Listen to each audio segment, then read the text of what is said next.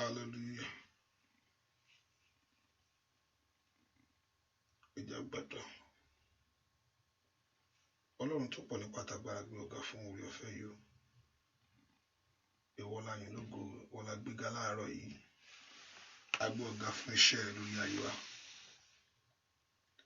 A yìn ọ́ nínú ayé ọmọ. A yìn ọ́ nínú ayé aya. A gbé ọ̀gá fún ńlá tó ń ṣe nínú ayé wa lónìí. Jésù, Olúwa gbọpẹ́ wa. Ìwọ tó pọ̀ nípa tàgbára. Ìwọ la yìn lógo fún iṣẹ́ rẹ. Ìwọ la yìn lógo fún àánú ìwọ Ọlọ́run. Ìwọ la yìn lógo fún ẹwà rẹ. Ìwọ la yìn lógo fún ògo ìwọ Ọlọ́run lórí ayé wa. Ẹni mọ Ísírẹ́lì lórúkọ Jésù, Olúwa gbọpẹ́. Kábíyèsí wọ́n la fi gbogbo ọpẹ́ fún. Ta la tún gbéga bí kò ń ṣe ìwọ. Ta ni wọ́n fi gbogbo ọpẹ́ ẹ̀mí fún? Ìwọ Ọlọ́run, èyí tó dá àwọn òkè gbani. Ìwọ ni fi gbogbo ọpẹ́ ẹ̀mí fún. Olúwa gbọpẹ́. Jésù, Olúwa gbọpẹ́. Ẹni mọ Ísírẹ́lì lórúkọ Jésù, Olúwa gbọpẹ́. Olúwa gbà yín. Ìwọ tó jẹ́ agbára fún wa. Ìwọ tí orí ọ̀fẹ́ rẹ dájú. Ìwọ tí àánú rẹ pọ̀. Ẹni mọ Ísírẹ́lì lórúkọ Jésù, Olúwa gbọpẹ́ wa. Olúwa gbà yín wa. Kábíyèsí a yìn ọ́ fún orí rẹ lónìí. A yìn ọ́ fún agbára rẹ. A yìn ọ́ fún ògo rẹ. A yìn ọ́ fún ẹwà rẹ. Ẹni mọ Ísírẹ́lì lórúkọ Jésù, Olúwa gbọpẹ́ wa. Olúwa gbà yín wa. Bàbá ìwọ la fi gbogbo ògo yìí fún ọ. Ìwọ la gbogbo ọlá yìí fún. Ìwọ la gbéga lónìí fún orí ọ̀fẹ́ rẹ lórí ayé wa lónìí. Jésù gbọpẹ́. Jésù gbà yín. Olúwa gbọpẹ́. Olúwa gbà yín. Ìwọ la gbéga láàárọ̀ yìí fún orí gbogbo èyí tí ń bẹ lórí ayé wa. Fún orí ọ̀fẹ́ àánú tá a rí gbà. Fún agbára tó fi kàn wá. Ẹni mọ Ísírẹ́lì lórúkọ Jésù, Olúwa gbọpẹ́ wa. Kábíyèsí a yìn ọ́. Arúgbó agbó a yìn ológo. Olúwa gbọpẹ́. Olúwa gbà yín. Gbogbo ẹ̀ṣẹ̀ gbogbo Olúwa dáríjì. Gbogbo àṣírí gbogbo Olúwa dáríjì. Lónìí ìwọ la fẹ́ rí nínú ayé ẹnì kankan. Lónìí ìwọ la fẹ́ rí nínú ayé ọmọ. Lónìí ìwọ la fẹ́ rí nínú ayé aya. Ìwọ la fẹ́ rí nínú àdúrà yìí. A fẹ́ kó fọhùn agbára jáde. A fẹ́ kó fọhùn ògo jáde. A fẹ́ kó fọhùn ẹwà jáde. A fẹ́ kó náwó agbára ńlá sínú ayé ẹnì kankan. A fẹ́ kó náwó agbára rẹ sí ilé ẹnì kankan. A fẹ́ kó bú jáde. A fẹ́ kó ṣe ìyanu. Ẹni mọ Ísírẹ́lì, Olúwa ṣe bẹ́ẹ̀. Járe ọ bàbá. Járe agbára rẹ. Járe ọ bàbá. Járe ọ bàbá. Járe agbára rẹ. Jẹ́ kí ògo ìwọ Ọlọ́run kó di mímọ̀. Bá Sátánì wí. Bá ogun wí ṣe ìyanu ńlá. A ó sì yìn ọ́ lógo. A ó sì gbéga. Láì lórúkọ Jésù Kristi, Olúwa tó olùgbàlà wa. Àmín. Ọmọ Ọlọ́run fẹ́ kó bẹ̀rẹ̀ sí gbé Jésù ìga lọ́wọ́lọ́wọ́ báyìí o. Fẹ́ kó dúpẹ́ lọ́wọ́ ẹni tó ní ọ pátápátá. Fẹ́ kó fi gbogbo ògo fún. Ọba tó wà pẹ̀lú àwọn tiẹ̀. Ọba tí ò fi àwọn tiẹ̀ lé Sátánì lọ́wọ́. Adó ti ní bàbá àgbà ńlá. Olódùmarè gbàǹkì. Fẹ́ kó dúpẹ́ lọ́wọ́ Ọlọ́run. Ọba tó ń ṣe nínú ayé rẹ. Ọba tó ń ṣe nínú ayé mi. Ọba tí ò fi wá sílẹ̀. Tí òjòjú tì wá. Ọba tí ò jẹ́ kí ayé kẹ́gàn rẹ. Ọmọ Ọlọ́run fẹ́ kó gbé Jésù ìga. Fẹ́ kó fi gbogbo ògo fún. Ìyìn yẹ ilé rẹ bàbá. Alágbára ìyìn yọ. Lórí ayé mi gbogbo mú yìn ọ́ wò. Fẹ́ kó dúpẹ́. Fẹ́ kó dúpẹ́ lọ́wọ́ rẹ̀ sẹ́. Jésù o ṣeun. Jésù o ṣeun. Ìwọ tó tó bẹ́ẹ̀ nínú ayé mi. Ìwọ tó tó bẹ́ẹ̀ nínú ayé àwọn ọmọ mi. Ìwọ tó tó bẹ́ẹ̀ lórí iṣẹ́ mi. Ìwọ tó tó bẹ́ẹ̀ ní ìrìn àjò mi. Ẹni tí àánú rẹ̀ pọ̀ jọjọ. Ẹni tí àánú rẹ̀ pọ̀ jọjọ. Fẹ́ dúpẹ́ lọ́wọ́ Ọlọ́run yìí. ọba tí ò fi àwọn tiẹ̀ sílẹ̀. Jésù ṣe o, kí ni fi san oore fún ọ? Kí ni fi san oore tó ṣe fún mi? Kí ni fi san oore rẹ lórí ayé mi? Dúpẹ́ lọ́wọ́ Ọlọ́run yìí. Jésù ṣe. Dúpẹ́ lọ́wọ́ Ọlọ́run. Sọ fún Jésù ó mà ṣe o. Alágbára gíga ó mà ṣe o lórí ayé mi ó ṣe. Lórí ọ̀nà mi gbogbo ó ṣe. Wọ́n lé mi ó ṣe. Dúpẹ́ dúpẹ́ dúpẹ́ dúpẹ́ dúpẹ́. Dúpẹ́ dúpẹ́ dúpẹ́. Bẹ́ẹ̀ ká dúpẹ́ lọ́wọ́ Ọlọ́run yìí. Bẹ́ẹ̀ ká fi gbogbo ògo fún bàbá yìí. Ọba tó ń bá wa ṣe. Ọba tó ń bá wa ṣe inú ayé wa. Ọba tó ń bá wa ṣe inú ayé ọmọ. Ọba tó ń bá wa ṣe lórí iṣẹ́. Ọba tó bá wa ṣe. Ọba tí ò jẹ́ kí ọ̀tá yọ̀ wá. Ọba tí ò jẹ́ kí tiwa gbé láyé. Ó yá dúpẹ́ lọ́wọ́ Ọlọ́run. Kábíyèsí o ṣé o. Dúpẹ́ lọ́wọ́ Ọlọ́run. Kábíyèsí o ṣé o. Mo fìyìn fún ọ bàbá. Gbogbo ògo jẹ́ tiẹ̀. Mo fìyìn fún ọ bàbá. Gbogbo ọlá jẹ́ tiẹ̀. Dúpẹ́ lọ́wọ́ Ọlọ́run alààyè. Jésù o ṣé o. Jésù o ṣé o. Ọlọ́run gbà ló ṣe. Ọlọ́run gbà ló máa ṣe. Dúpẹ́ lọ́wọ́ Ọlọ́run yìí. Bẹ́ẹ̀ kó dúpẹ́ lórí ilé rẹ gbogbo. Bẹ́ẹ̀ kó dúpẹ́ lórí ayé àwọn ọmọ rẹ gbogbo. Bẹ́ẹ̀ kó dúpẹ́ lórí iṣẹ́ rẹ gbogbo. Bẹ́ẹ̀ kó dúpẹ́ lórí ọ̀nà rẹ gbogbo. Aláàbò Góṣẹ́nì tí ń pa ọmọ. Aláàbò Góṣẹ́nì tí ń kó wa yọ. Dúpẹ́ lọ́wọ́ Ọlọ́run yìí. Jésù. Jésù. A yìn ọ́ fún ohun tó ń ṣe. A sì dúpẹ́ fún ohun tó ń ṣe. Dúpẹ́ lọ́wọ́ Ọlọ́run. A yìn ọ́ fún ohun tó ń ṣe. We thank you for what you are doing. And we thank you for what you will do. So appreciate him. Thank him for the great love that he has towards you. Appreciate the King of Kings and the Lord of Lords. Somebody, let's join the host of heaven to thank our God for the work of him in our life, for the goodness of him in our home, for the love of him. Somebody thank him. Dúpẹ́ lọ́wọ́ Ọlọ́run yìí. Jésù ṣé o. Jésù ṣé o. Àgbàlagbàtà. Dúpẹ́ dúpẹ́ dúpẹ́ dúpẹ́. Dúpẹ́ lọ́wọ́ Ọlọ́run. Somebody thank him. Somebody glorify God. Dúpẹ́ lọ́wọ́ Ọlọ́run yìí. Dúpẹ́ lọ́wọ́ Ọlọ́run o ṣé o. O ṣé bàbá. O ṣé ọmọ. O ṣé bàbá. O ṣé ọmọ. Àgbàlagbàtà o. O ṣé bàbá. Ọba tó gbọ́ léwu ẹkún. Ẹni tó gbà lọ́wọ́ òṣì. Ẹ kò dúpẹ́ lọ́wọ́ Ọlọ́run yìí. O ṣé bàbá. O ṣé ọmọ. O ṣé bàbá. O ṣé ọmọ. Àgbàlagbàtà o. O ṣé bàbá. Bẹ́ẹ̀ kò dúpẹ́ lọ́wọ́ Ọlọ́run yìí. O ṣé bàbá. O ṣé ọmọ. Kábíyèsí mi. O ṣé bàbá. O ṣé ọmọ. Àgbàlagbàtà o.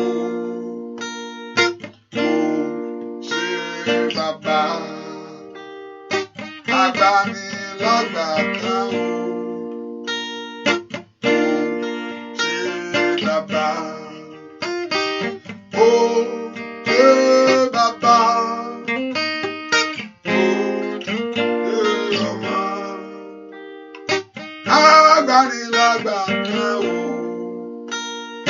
O ṣé bàbá. Dúpẹ́ lọ́wọ́ Ọlọ́run. Jésù ṣé o.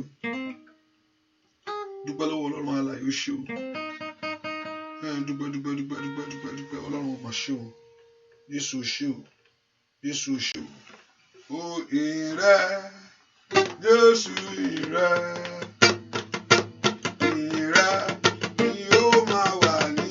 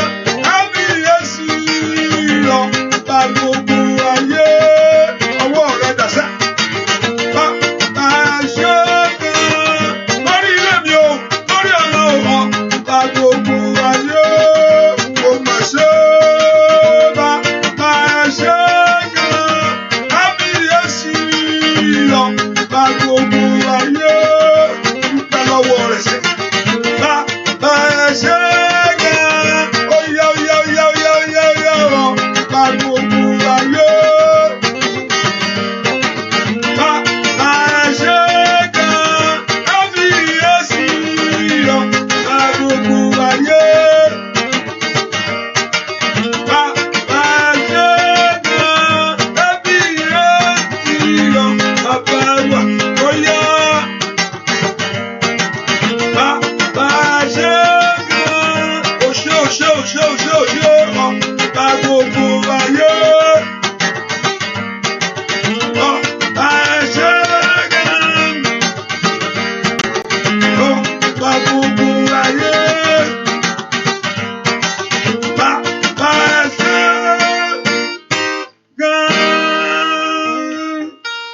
dúpẹ́ lọ́wọ́ ẹni tó ní ọ Jésù mọ̀ ṣe ó kábíyèsí mo yọ̀ ọ́. Ẹlẹ́rù ni mo gbé ọ̀gá fún oore rẹ lórí ayé mi gbogbo. Bí ò bá ṣe pé ìwọ Jésù, kí ni ìbá wí lónìí? Bí ò bá ṣe pé ìwọ olùgbàlà, kí ni ìbá sọ? Mo dúpẹ́ fún oore ńlá ìwọ Ọlọ́run fún gbogbo ọ̀nà ayé mi gbogbo. Bọ́lá yẹ ká dúpẹ́ lọ́wọ́ Jésù yó. Jésù mọ̀ ṣe ó. Jésù mọ̀ ṣe ó. Alágbára gíga. Ọlọ́wọ́ gbogbo Olódùmarè Jésù mọ̀ ṣe ó. Gbọ́ àdúrà lórúkọ Jésù Kristi. Olúwa wá. Ẹ ká sọ fún Jésù. Gbogbo ẹ̀ṣẹ̀ mi gbogbo Olúwa dáríjì. Ó ní ìdáríjì ń bẹ lọ́wọ́ Ọlọ́run yìí. Kí a lè máa bẹ̀rù rẹ̀ ní. Ó ní ìdáríjì ń bẹ lọ́wọ́ rẹ̀. Ó ní kí a lè máa bẹ̀rù rẹ̀. Dàpé ó fẹ́ ká mara wa níwájú òun. God wants you to acknowledge yourself. God wants you to acknowledge yourself before Him, so that the blood of Him can wash away your sin. Kí ẹ̀jẹ̀ rẹ̀ kó lè wẹ gbogbo ẹ̀ṣẹ̀ rẹ mọ́. Àìfẹ́ kó wá sọ fún Ọlọ́run ní àárọ̀ yìí o, Lord, Ọlọ́run mo ti dé o. Ọlọ́run mo ti dé ọ̀rọ̀, mo gbé ọ̀rọ̀ ayé mi wá ni. Lord, I'm here, O God. Ọlọ́run mo ti dé lórí ọ̀rọ̀ iṣẹ́ mi, mo ti wá o. Ẹ kó porúkọ Jésù lórí ọ̀rọ̀ ayé àwọn ọmọ mi gbogbo ni. Ẹ kó porúkọ Jésù dáadáa. Ọlọ́run mo ti dé lónìí. Yẹ ra àánú ńlá rẹ gbà. Have mercy on me. Ọlọ́run mo ti dé lónìí. Yẹ rọ́wọ́ agbára rẹ. Ọlọ́run mo ti dé lónìí. Yẹ rí ọwọ́ ògo rẹ. Ọlọ́run mo ti dé lónìí. Yẹ rí ìṣẹ́gun ìwọ Ọlọ́run. Ẹ kó porúkọ Jésù bí tó wà sẹ́. Ẹni wọn Ísírẹ́lì mo fẹ́ rí ọ. Ẹni wọn Ísírẹ́lì mo fẹ́ kó farahàn. Mo fẹ́ kó farahàn. God manifest yourself. Ìwọ mo fẹ́ rí lórí ọ̀rọ̀ ayé àwọn ọmọ mi gbogbo. God is you that I want to see. Ẹ kó porúkọ Jésù bí tó wà sẹ́. Lord is you that I want to see. Ọlọ́run ìwọ mo fẹ́ rí láàárọ̀ yìí. Ẹ kó pe Jésù bí tó wà. Father, I want to see you. Ọlọ́run mo fẹ́ rí ọ. Jehovah God, I want to see you. Mo fẹ́ rí ọnú àánú ìwọ Ọlọ́run alààyè. I want to see you in your great mercy. Mo fẹ́ rí ọnú àánú ìwọ Ọlọ́run. In the mercy of God, let the grace of God find you. Ẹ porúkọ Jésù mi tẹ́ wá sẹ́. Ọlọ́run jẹ́ n rí ọ. Ẹ ṣàánú fún mi. Jésù jẹ́ n rí ọ. Olóhùn ó ṣàánú fún àwọn tí ó ṣàánú fún. Ẹ porúkọ Jésù dáadáa. Olóhùn ó ṣàánú fún àwọn tóhùn ó ṣàánú fún. Orí bí àwọn ọmọ Ísírẹ́lì bí tilẹ̀ pọ̀ bí iyanrìn etí òkun. Olóhùn ó ṣàánú fún àwọn tóhùn ó ṣàánú fún. Ẹ porúkọ, ask God for His mercy. Pray for God's mercy. Gbàdúrà fún àánú Ọlọ́run. Pray for God's mercy. Gbàdúrà fún àánú Ọlọ́run. Bẹ́ẹ̀ kó bèrè àánú Ọlọ́run lọ́wọ́lọ́wọ́ báyìí. I want you to ask God for His mercy. Ọlọ́run ṣàánú ayé mi. Ẹ jẹ́ n rí àánú lágbà. Ẹ porúkọ Jésù bí tẹ́ wá sẹ́. Porúkọ Jésù mokoli akafali asada. Màlúkàlí ọ̀ndó sàkàbò. Gbọ́ àdúrà lórúkọ Jésù Kristi. Olúwa wá. Àmín. Psalm 25 verse 14. The Bible declares in that Psalm 25 verse 14 says, the secret of the Lord. Ó ní àṣírí Olúwa. Àpé Ọlọ́run ní àṣírí. Tàbí kò gbé àṣírí. The principle of Him, the ways of God. Bí Ọlọ́run ṣe máa ń ṣe. Bó ṣe máa ṣe. Bóun ṣe máa ṣe. This is the way I'm going to do it. This is the way I'm going to walk. He said the secret of the Lord. Àṣírí Olúwa is with them that fear Him. Ó wà lọ́wọ́ àwọn tó bẹ̀rù rẹ̀. With them that fear the Lord. So kí èèyàn tẹ́lẹ̀ mọ àṣírí Ọlọ́run. Kí èèyàn tẹ́lẹ̀ mọ bí Ọlọ́run ṣe máa ń ṣe. Èèyàn láti ní ìbẹ̀rù ẹ̀ lọ́kàn. The secret of the Lord must be with us. If you want to see how God works, the principle of God, how God do things, the secret of God, if you want to have the secret of God with us, we must walk in His way. Aláti rìn bó ṣe rìn. Hallelujah. Ẹ porúkọ Jésù. Olúwa fi àṣírí rẹ lé mi lọ́wọ́ lónìí. Give me your secret. Olúwa fi ó ní, can I do this thing without telling my friend? Ǹjẹ́ màá ṣe léyìí láì sọ fún ọ̀rẹ́ mi Abrahamu? Can I do this thing without telling my friend Abraham? Ǹjẹ́ màá ṣe nǹkan yìí láì má sọ fún ọ̀rẹ́ mi? Ẹ porúkọ Jésù. Olúwa mú mi wọnú ìyẹ̀wò agbára rẹ lọ lónìí. The Lord will take you to the secret place. Ẹ porúkọ Jésù, ìyẹ̀wò agbára rẹ lónìí. Olúwa mú mi wọ bẹ̀. Ask the Lord to take you to his secret place. Ó ní ẹni tó jókòó síbi ìkọ̀kọ̀ ọ̀gá ògo. Níbi ìkọ̀kọ̀ ọ̀gá ògo. In the secret place of the Most High God. Ó ní ẹni tó jókòó bẹ̀ ṣá abáàn. Ándàlì àbò sàtà. Olúwa mú mi lọ síbi ìkọ̀kọ̀ rẹ lónìí. Ayé mi jó wọnú bí ìkọ̀kọ̀ rẹ lọ. Ayé máa kándàlì àwù ṣàtàyàbò. Ask the Lord to take you to his secret place. Ẹ mú mi wọ bí ìkọ̀kọ̀ agbára rẹ bàbá. Yíká tátátátátátá. Mẹ̀ṣọ́ndó brado kaba. Ó yá màmá ń bolo wàṣẹ. Orúkọ Jésù yẹn dáadáa. Ó yá orúkọ Jésù yẹn. Ọba náà orúkọ Jésù dáadáa bí tó wàṣẹ. Gbọ́ àdúrà lórúkọ Jésù Kristi. Olúwa wa ìwọ tó ti ṣe àkíní yẹn. Oh yeah, if you have not yet, be a blessing to somebody by sharing that prayers. Now share it now. Share it as much as you want. Send it as a message. I think you can send it as a message. You can do that. Fagbára rẹ ṣe tèmi o, bàbá mi. Fagbára rẹ ṣe tèmi. Fagbára rẹ ṣe tèmi o. Fagbára rẹ ṣe tèmi. Ó dára fún mi láyé. Ó dára fún mi lọ́run.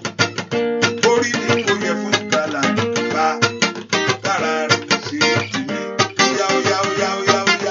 Fagbára rẹ ṣe tèmi o.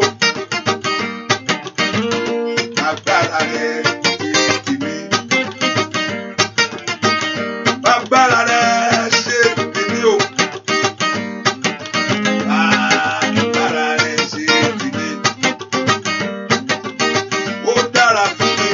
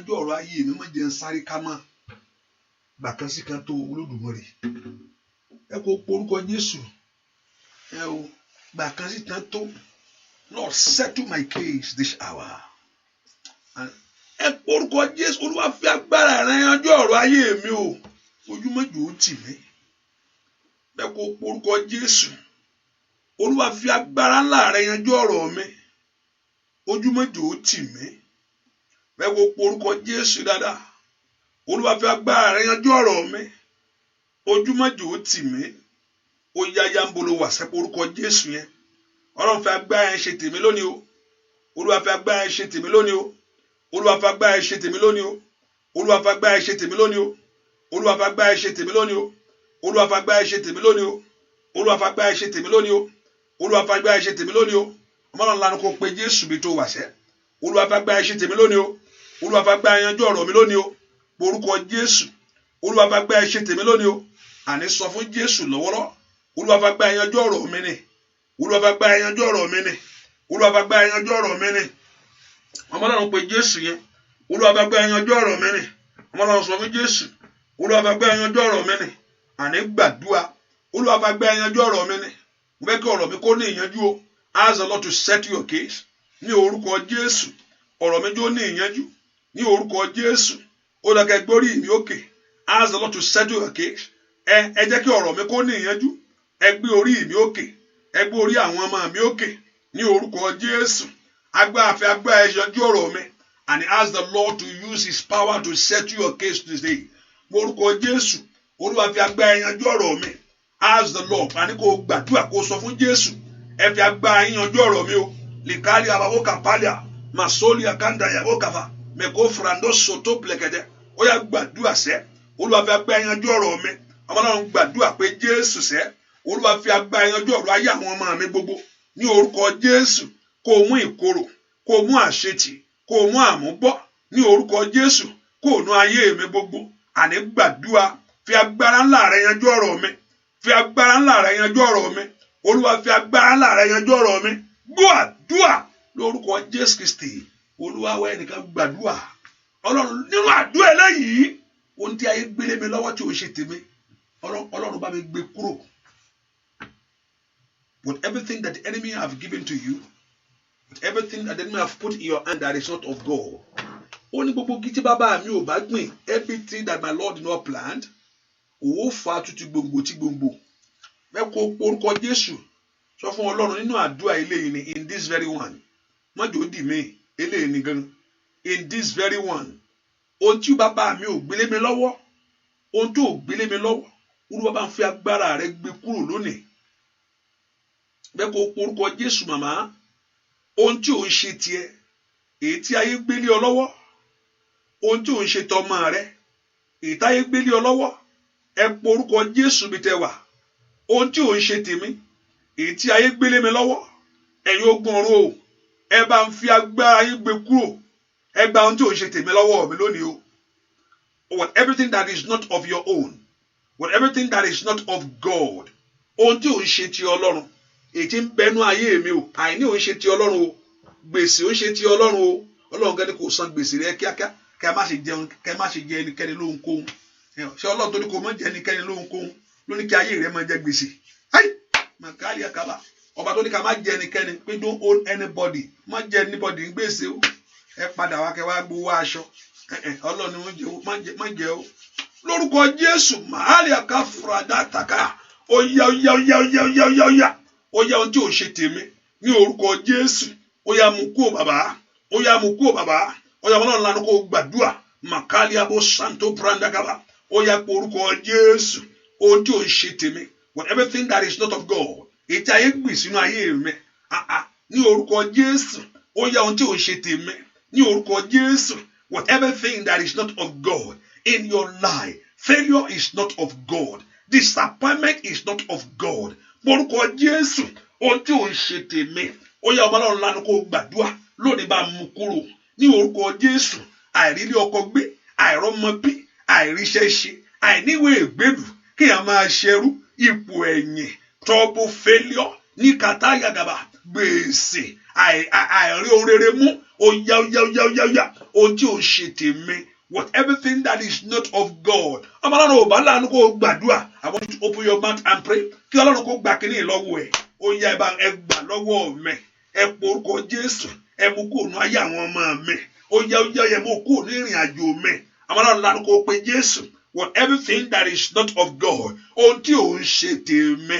Èyí tí ayé gbélé mi lọ́wọ́. Ohun tí ò ń ṣe tèmi. Èyí tí ayé fi fún mi. Ẹ porúkọ Jésù. Olúwa gbà lọ́wọ́ mi. Olúwa gbà nínú ọdún ìgbà nínú àdúrà yìí ní orúkọ Jésù. Ó yá orúkọ Jésù. Ó yá máa sọ tó líkelébó àní gbàdúrà sẹ́ gbọ́ àdúrà lórúkọ Jésù Kristi Olúwa wa. Gbọ́ àdúrà lórúkọ Jésù Kristi Olúwa wa. Gbọ́ àdúrà àní kó porúkọ Jésù. Call the name of Jesus Christ. What everything that is not of God. Olúwa mú kó nu ayé mi lónìí. Take it out of my life. Ohun tí gbogbo irúgbìn òkùnkùn èyí tó mú èso ìbànújẹ́ wá. Gbogbo irúgbìn àṣetì. Every seed of failure that is bringing the fruit of disappointment. Ẹ bá ń fà tú tí gbòǹgbò. Àríṣẹ́ṣe ní orúkọ Jésù. Ó yá ẹ mọ Ọlọ́run pa orúkọ Jésù. Kọ́lọ́run kó fa gbogbo irúgbìn òkùnkùn kúrò. Ó yá orúkọ Jésù. Gbọ́ àdúrà lórúkọ Jésù. Ó yá gbogbo tí ò ṣe tèmi. Ní gbogbo tí Ọlọ́run ò gbé. Màá sọ tó ní káwá. Gbọ́ àdúrà lórúkọ Jésù Kristi. Olúwa. Ó dá mi má bànújẹ́ o. Olúwa. Ó dá mi má bànújẹ́. Èṣù ló ṣe kà. Olúwa fà mí yọ ìyà. Ó yá Olúwa. Ó dá mi má bànújẹ́. Olúwa. Dá mi má bànújẹ́ o. Bàbá. Èṣù ló ṣe kà o. Olúwa fà mí yọ ìyà. Bàbá mi. Ó dá mi má bànújẹ́. Olúwa. Ó dá mi má bànújẹ́. Èṣù ló ṣe kà o. Olúwa fà mí yọ ìyà. Ó yá Olúwa. Ó dá mi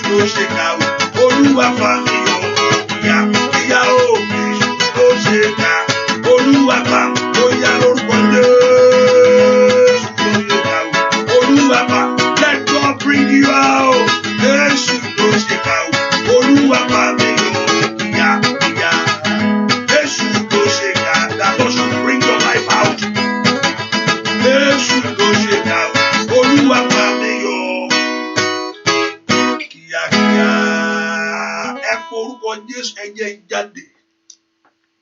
Lord, uproot every seed of failure. Gbogbo irúgbìn òkùnkùn nínú ayé mi. Lord, today, uproot every seed of failure. Gbogbo irúgbìn òkùnkùn Olúwa mú jáde nínú ayé mi. Lẹ́kọ̀ọ́ porúkọ Jésù mi tó wà sẹ́. Every seed of disappointment. Gbogbo irúgbìn òkùnkùn Olúwa fà jáde. Lẹ́kọ̀ọ́ porúkọ Jésù mi tó wà sẹ́. Ó yẹ bá ń fàtú. Ó yẹ bá ń fàtú. Ó yẹ bá ń fàtú. Ó yẹ bá ń fàtú. Ó yẹ bá ń fàtú. Ó yẹ bá ń fàtú. Àní porúkọ Jésù. Ó yẹ bá ń fàtú. Àní porúkọ Jésù. Gbogbo irúgbìn àṣetì. Gbogbo irúgbìn àmúbọ̀. Ní orúkọ Jésù. Gbogbo irúgbìn ìdààmú lórí ayé àwọn ọmọ mi gbogbo. Àní gbàdúrà. Àìrọ́mọ bí o. Àìrọ́kọ. Ó yá porúkọ Jésù. Ẹ bá ń fa gbogbo irúgbìn òkùnkùn tú nínú ayé mi lónìí. Ní orúkọ Jésù. Gbogbo irúgbìn ọ̀tá nínú ayé àwọn ọmọ mi gbogbo. Ní orúkọ Jésù. Ó yẹ fàtú. Ó yẹ fàtú. Ó yẹ fàtú. Ó yẹ fàtú. Ó yẹ fàtú. Ó yẹ fàtú. Ó yẹ fàtú. Ó yẹ fàtú. Àní gbàdúrà. Ọmọlọ́run porúkọ Jésù yẹn dáadáa.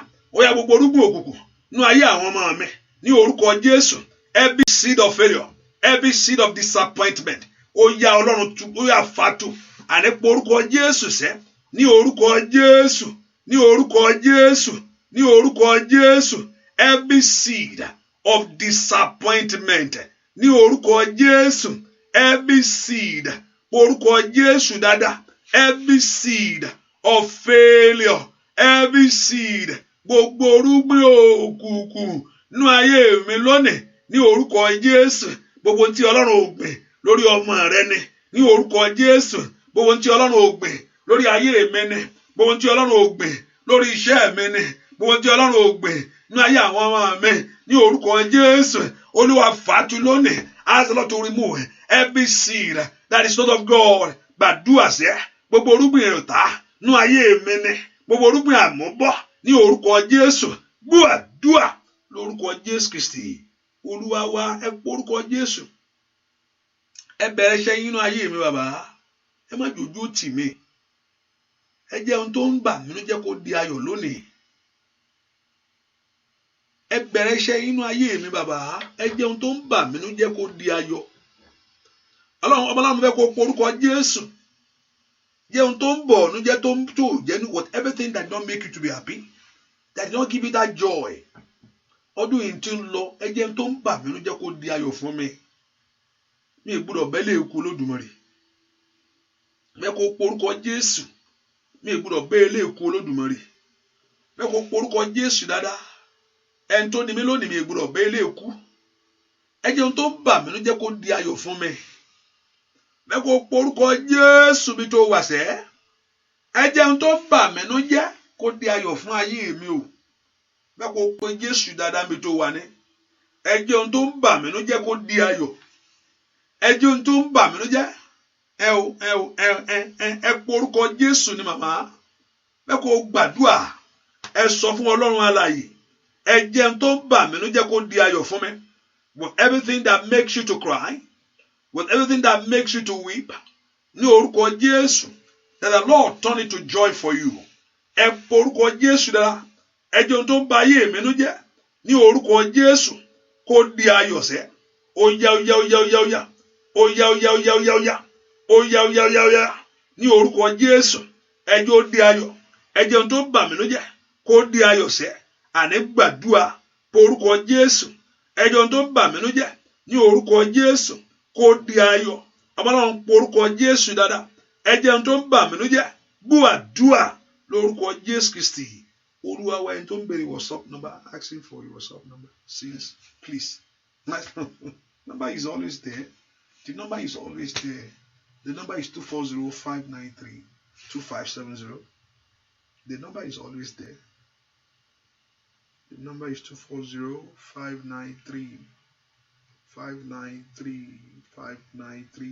240-593-2570.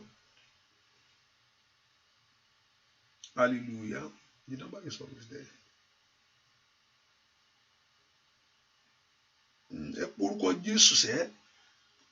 Ayọ̀ mi má jẹ́ ó dòbu òkọ́dún èyí tó parí. Ayọ̀ mi má jẹ́ ó sọnù.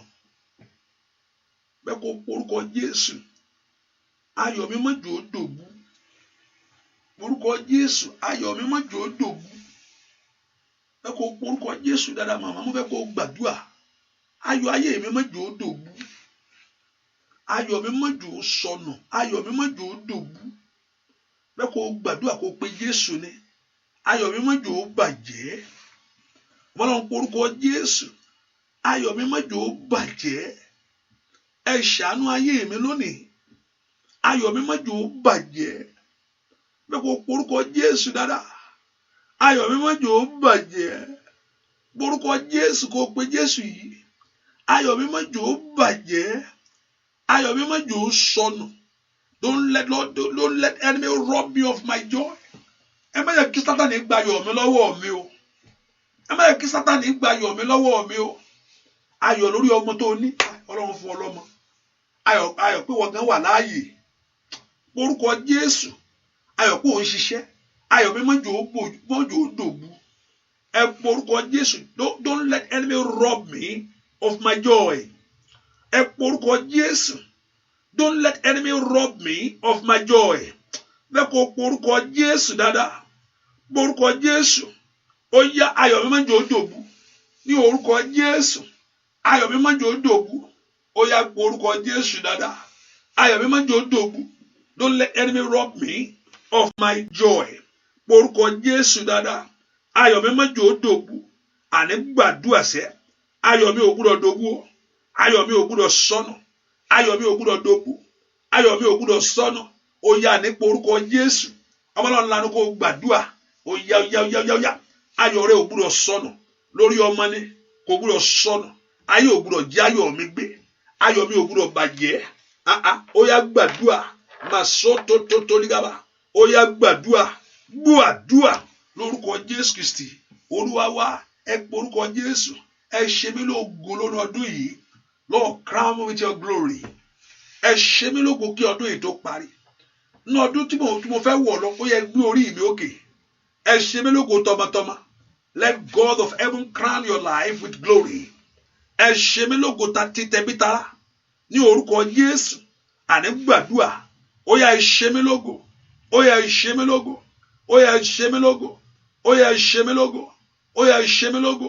Ó yá ẹ ṣe mí lógo. Ó yá ẹ ṣe mí lógo. Àní porúkọ Jésù kọ́lọ́run kó ṣe ọ́ lógo. Ó yá ẹ ṣe mí lógo. Ní orúkọ Jésù. Ó yá ẹ ṣe mí lógo. Àní gbàdúrà. Ó yá ẹ ṣe mí lógo. Ní ọdún yẹn ṣe mí lógo. Ní ọdún yẹn ṣe mí lógo. Nínú ọdún yẹn ṣe mí lógo.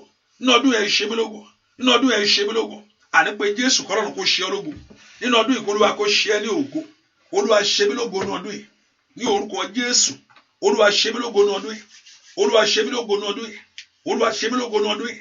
Àwọn ọlọ́run kó gbàdúrà. Ní ọdún tí mo fẹ́ wọ̀ lọ. Ẹni máa ń ṣẹlẹ̀ ṣe mí lógo. Ẹgbẹ̀tọ́ mi fún mi. Ẹ wá ra ayé mi wá o.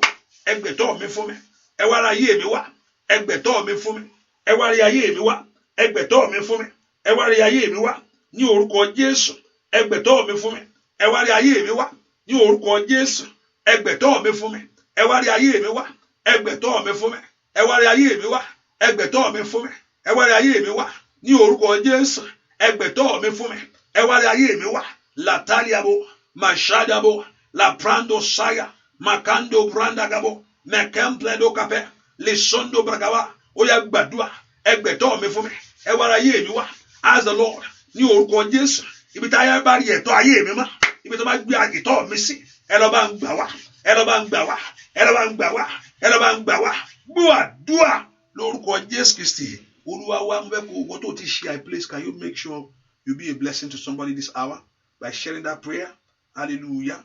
I want you to be a blessing in that emoji. So the code is 01. The code is at me moment 13. It's 1. American code is 1. In moment 1 is 1. Hallelujah. 1. And if you call with WhatsApp, if I don't pick it up, it's better you text. I think if you text, I will look at, I'll be able to see, and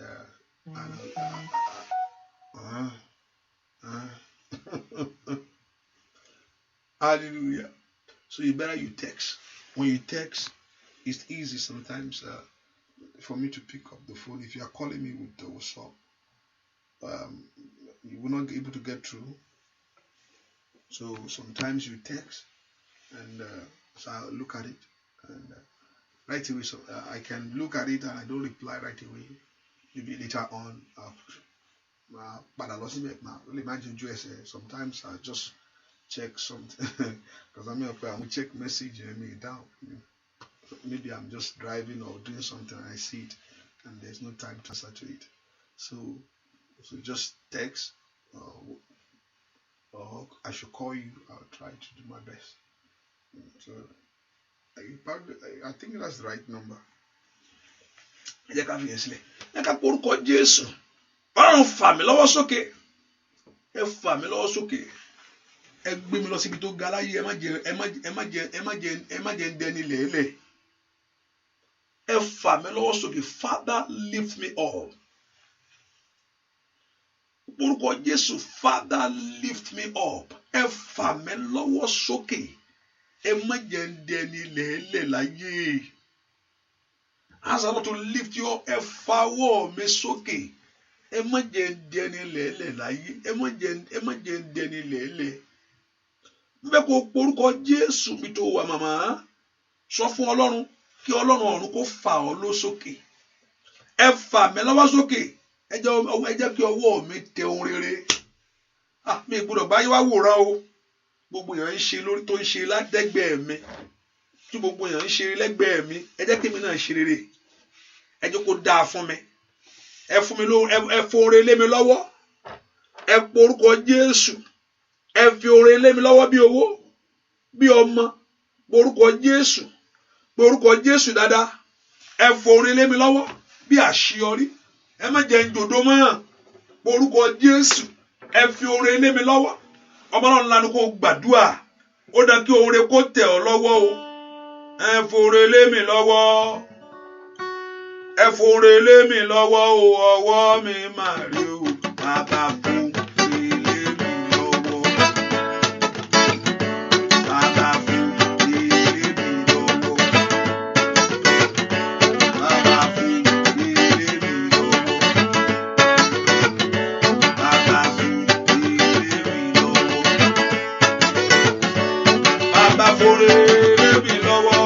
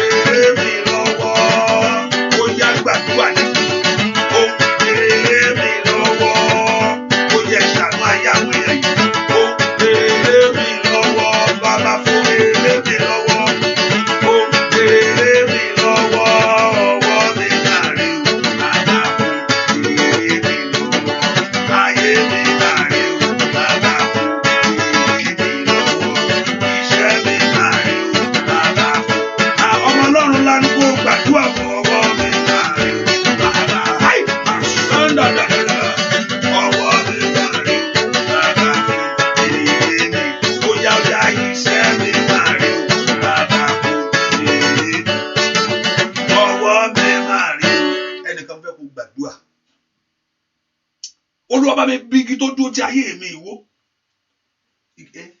Olúwa bá mi bí igi ìwó nú ayé mi. Father, uproot this root of this tree. Bẹ́ẹ̀ kẹ́nìkan gbàdúrà dáadáa. Ohun tó dàbí alágbára nú ayé ẹ̀. Olúwa bá mi bí ìwó lónìí. Olúwa bá mi alágbára tí kò fẹ́ kí n rere gbà. Alágbára tí ò fẹ́ kí n rere mú. Alágbára tí ò fẹ́ kí n débi ayọ̀ mi láyé. fẹ́ kó po orúkọ Jésù. Olúwa bá ń bí ọwọ́, bá ń bí agbára ọ̀tá wọnú ayé mi. Yòówó odi Jẹ́ríkò nínú ayé mi o. Yòówó odi Jẹ́ríkò nínú ayé mi o. Owó odi Jẹ́ríkò nínú ayé mi o. Owó odi Jẹ́ríkò nínú ayé mi o. Oya oya oya. Lórí ọmọ o. Lórí iṣẹ́ mi o. Oya oya oya. Let every wall of Jericho begin to fall. Lórí iṣẹ́ rẹ o. Lórí ọmọ rẹ. Lórí ayé rẹ o. Oya oya. Oya wolo. Olùlẹ̀ṣẹ̀. Oya oya. Lórí ayé mi o. Ogun àìní. Àríṣẹ́ṣe. Àrọ́mọbí. Oya oya.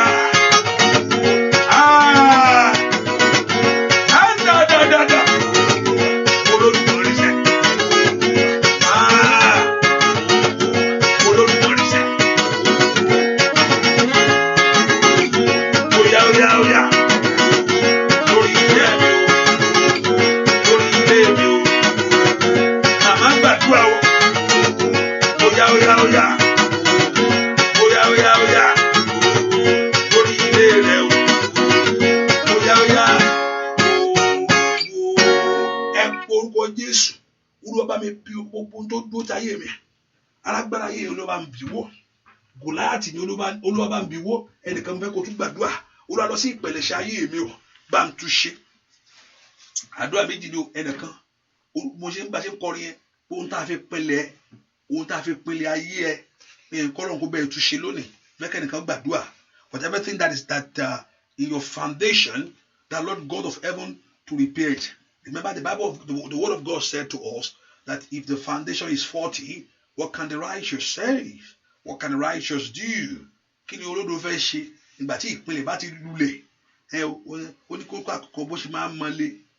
So tí ìpìlẹ̀ bá ti wọ́ àti wá mú àṣeyọrí àti wá lé nǹkan kan, àwa ṣe díẹ̀ o. Ẹnìkan gbàdúrà. Alágbára tó dúró tì mí. Igi yẹn tóbi. Gbogbo tó dúró tì ẹ́ yẹn. Kọ́lọ́run kó bẹ́ẹ̀ wó igi ọ̀tá kù. Gbogbo igi ọ̀tá igi yẹn tóbi gan. Kólúwa kó wó ìkejì. Kọ́lọ́run lọ sí ìpìlẹ̀ṣẹ̀ ayé rẹ̀. Olúwa bá mi tún ìpìlẹ̀ṣẹ̀ mi ṣe. Ohun tá a fi pinlẹ̀ mi. Ẹnìkan gbọ́ ohun tí gbogbo nìyẹn. Ohun tá a fi pinlẹ̀ orí bákan o. Ohun tá a fi pinlẹ̀ rẹ̀ orí bákan o. Ní orúkọ Jésù. Whatever thing that your foundation is a little bit shaky. Ẹ pọ orúkọ Jésù. Oya. Oya bá ń wógi. Ẹ bá ń wógi ọ̀tá. Ẹ bá ń bìwọ́. Ẹ bá ń wógi ọ̀tá. Lórí ayé mi. Ẹ lọ sí ìpìlẹ̀ṣẹ̀ mi. Ẹ lọ sí ìpìlẹ̀ṣẹ̀ mi. Àní gbàdúrà. Ẹ lọ sí ìpìlẹ̀ṣẹ̀ mi. Ẹ bá ń tún ṣe. Ẹ lọ sí ìpìlẹ̀ṣẹ̀ mi. Ẹ bá ń tún ṣe. Ọba ọ̀lànà kó pe Jésù. Ẹ lọ sí ìpìlẹ̀ṣẹ̀ mi. Ẹ bá mi tún ṣe. Ẹ lọ sí ìpìlẹ̀ṣẹ̀ mi. Ẹ bá mi tún ṣe. Ẹ lọ sínú ìpìlẹ̀ṣẹ̀ mi. Ẹ bá mi tún ṣe. Ẹ lọ sínú ìpìlẹ̀ṣẹ̀ mi. Ẹ bá mi tún ṣe. Ẹ lọ sínú ìpìlẹ̀ṣẹ̀ mi. Ẹ bá mi tún ṣe. Orúkọ Jésù. Kólúwa kó lọ sínú ìpìlẹ̀ṣẹ̀ lónìí. Kó bẹ́ẹ̀ tún ṣe. Ẹ lọ sínú ìpìlẹ̀ṣẹ̀ ayé mi. Ẹ bá mi tún ṣe. Ẹ lọ sínú ìpìlẹ̀ṣẹ̀ ayé mi. Ẹ bá mi tún ṣe. Ní orúkọ Jésù. Ẹ bá mi tún ṣe. Ẹ bá mi tún ṣe. Ẹ tún ìpìlẹ̀ṣẹ̀ mi ṣe. Ẹ tún ìpìlẹ̀ṣẹ̀ mi ṣe. Ẹ tún ìpìlẹ̀ṣẹ̀ mi ṣe. Ẹ tún ìpìlẹ̀ṣẹ̀ mi ṣe. Ẹ tún ìpìlẹ̀ṣẹ̀ mi ṣe. Ẹ tún ìpìlẹ̀ṣẹ̀ mi ṣe. Ní orúkọ Jésù. Ẹ tún ìpìlẹ̀ṣẹ̀ mi ṣe. Ní orúkọ Jésù. Ẹ tún ìpìlẹ̀ṣẹ̀ mi ṣe. Ní orúkọ Jésù. Ẹ tún ìpìlẹ̀ṣẹ̀ mi ṣe. Ní orúkọ Jésù. Ẹ tún ìpìlẹ̀ṣẹ̀ mi ṣe. Àní gbàdúrà. Ní orúkọ Jésù. Ẹ tún ìpìlẹ̀ṣẹ̀ mi ṣe. Ní orúkọ Jésù. Ẹ tún ìpìlẹ̀ṣẹ̀ mi ṣe. Ẹ jẹ́ ká sọ fún Jésù lọ́wọ́lọ́ kí Ọlọ́run kó tún ìpìlẹ̀ṣẹ̀ ayé rẹ ṣe. ẹ bá mi tún ìpilẹ̀ṣẹ̀ mi ṣe o ní orúkọ Jésù. Ẹ bá mi wó gbogbo igi ọ̀tá nú ayé mi, gbogbo orúgbìn òkùnkùn nú ayé mi ní orúkọ Jésù, gbogbo orúgbìn àmẹ́bọ́ nú ayé mi ní orúkọ Jésù, gbogbo orúgbìn àṣetì nú ayé mi ní orúkọ Jésù, nú ayé àwọn ọmọ mi gbogbo. Ẹ tún ìpilẹ̀ṣẹ̀ mi ṣe o. Ó yá gbàdúrà, àní kó pe Jésù lọ́wọ́lọ́wọ́. Ẹ bá ń tún ìpilẹ̀ṣẹ̀ mi ṣe o. Ẹ tún ìpilẹ̀ṣẹ̀ ayé mi ṣe, ẹ tún ìpilẹ̀ṣẹ̀ ayé àwọn ọmọ mi ṣe ní orúkọ Jésù. Ẹ tún ìpilẹ̀ṣẹ̀ mi ṣe, ẹ tún ìpilẹ̀ṣẹ̀ ìrìn àjò mi ṣe, ìrìn àjò mi sórílẹ̀-èdè yìí. Ẹ bá mi tún ìpilẹ̀ṣẹ̀ rẹ̀ ṣe, àní pe Jésù dáadáa. Màmá gbàdúrà o, orúkọ Jésù, àní ẹ bá ń tún ìpilẹ̀ṣẹ̀ ayé mi ṣe, ẹ tún ìpilẹ̀ṣẹ̀ ayé àwọn ọmọ mi ṣe ní gbogbo ohun tá a fi pinlẹ̀ ayé mi, gbogbo tá a fi pinlẹ̀ ayé mi, gbogbo tá a fi pinlẹ̀ ìrìn àjò mi, bóyá èpè ni ní orúkọ Jésù, àmúbọ́ ni, àṣetì ni, gbúàdúà lórúkọ Jésù Kristi Olúwa wa. Ohun tá a fi pinlẹ̀ Jábésì ológbógun jà á, ohun tá a fi pinlẹ̀ Jábésì ológbé ogun wọnú ayé ẹ̀, ohun tá a fi pinlẹ̀ Jábésì ológbé nǹkan wọlé.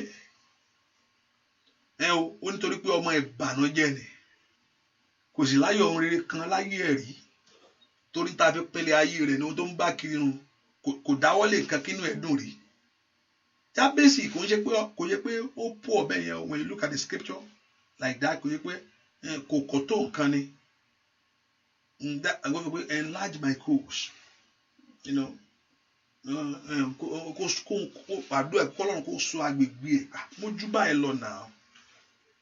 Olúwa sọ agbègbè mi di ńlá. Ó lágbègbè already, ó kò fẹ́ kó di ńlá ni.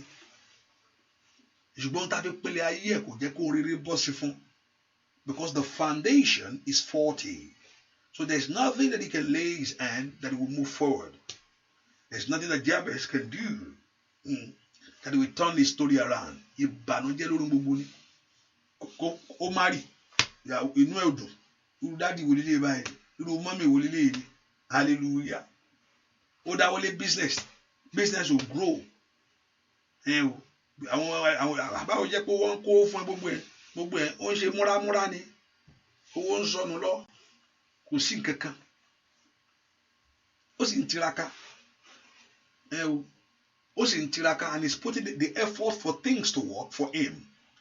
Ṣùgbọ́n ìpínlẹ̀ rẹ̀ ò gbà láyè. Ọ̀pọ̀lọpọ̀ wà lórílẹ̀-èdè tó dáa, you are in a nice country even though you have a better job. Ṣùgbọ́n kò sí nǹkan kan tó orí múlẹ̀.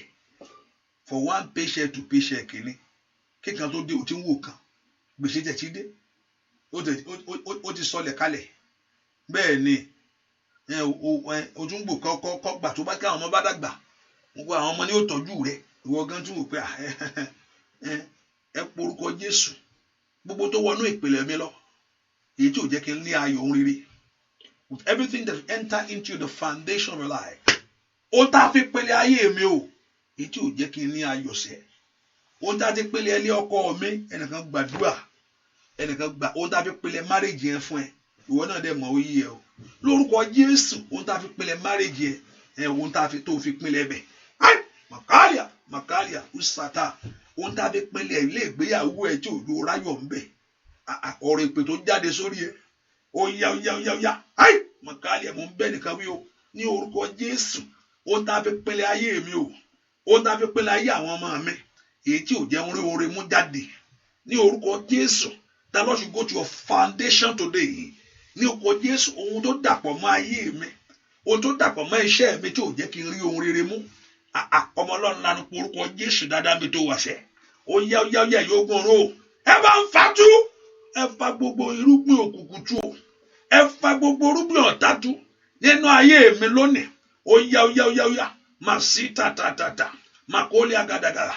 Ó yá porúkọ Jésù dáadáa ní ìpolówó wà màmá, àní gbàdúrà. Ohun tá a fi pèlè ayé mi, ohun tá a fi pèlè ayé mi, ohun tá a fi pèlè ayé mi, ohun tá a fi pèlè ayé àwọn ọmọ mi gbogbo. Ó yá gbàdúrà. Ohun tá a fi pèlè ilé ọkọ tí mo wọ̀ lọ, ohun tá a fi pèlè ilé ọkọ tí mo wọ̀ lọ, orúkọ Jésù. Ohun tá a fi pèlè ilé ọkọ tí mo wọ̀ lọ ní orúkọ Jésù.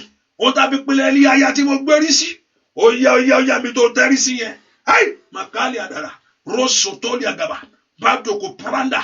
Gbogbo agbára tí ò fẹ́ kó o dìde ló kúrò lórí ẹni ní orúkọ Jésù. Gbogbo agbára tí ò fẹ́ kó o kúrò lórí ẹni yìí ní orúkọ Jésù. Ohun tá a fi pèlè ayé mi o, ohun tá a fi pilẹ̀ ilé ọkọ, ohun tá a fi pilẹ̀ ayé àwọn ọmọ mi, ẹ gbàdúrà orúkọ Jésù. Olúwa yí dànù. Gbọ́ àdúrà lórúkọ Jésù Kristi. Olúwa wa, ẹni ẹ̀mí ni ọ́, you are spirit being. Ẹni ẹ̀mí ni ọ́, you are spirit being. Ohun ẹ̀mí sì ṣẹlẹ̀ àyíká rẹ, and the things of the spirit is walking around you. And the things of the spirit that respond to everything around you, that yield to things around you.